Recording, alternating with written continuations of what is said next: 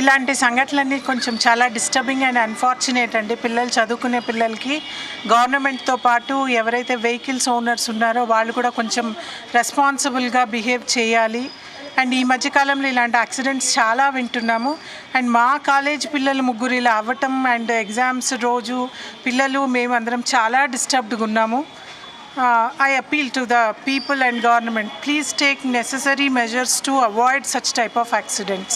Thank you. ఇది విద్యార్థులు కావచ్చు, స్టూడెంట్స్ కూడా బాధను వ్యక్తం చేస్తూ ఉన్నారు.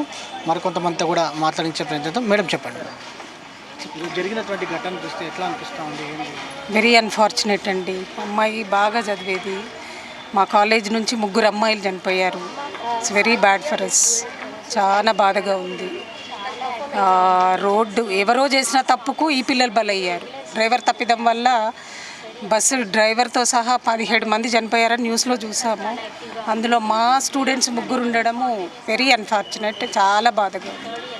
We are unable to speak sir. విద్యార్థులు కావచ్చు, దాంతోపాటుగా ఎవరైతే లెక్చరర్స్ ఉంటారో వారందరూ కూడా బాధను వ్యక్తం చేస్తూ ఉన్నారు. మనం చూస్తూ ఉండొచ్చు, మొత్తం మీద కాలేజ్ మొత్తం కూడా విషాద ఛాయలు అలుముకున్నటువంటి సందర్భం మనకు కనిపిస్తూ ఉంది. మరికొంతమందితో కూడా మనము మాట్లాడించే ప్రయత్నం చేద్దాం, వారి అభిప్రాయాన్ని కూడా మనం తెలుసుకునే ప్రయత్నం చేద్దాం. అమ్మ చెప్పండి.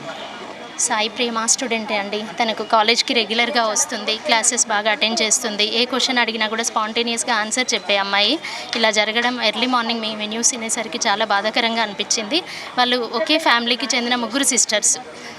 ఇంటర్నల్స్ ఎగ్జామ్స్ అండి ఈరోజు కాలేజ్లో. ఈరోజు ఇంటర్నల్ ఎగ్జామ్స్ స్టార్ట్ అవుతున్నాయి. ఇంటర్నల్స్ కానీ తన ఇంటి నుంచి బయలుదేరింది 5 o'clockకి తండూరు బస్లో. అనుకోకుండా ఇలా జరగడం ఇట్స్ వెరీ అన్ఫార్చునేట్. నేను మ్యాథ్స్ లెక్చరర్ని. వాళ్ళకి ఎడ్యుకేషన్లో చాలా యాక్టివ్గా ఉంటుండే.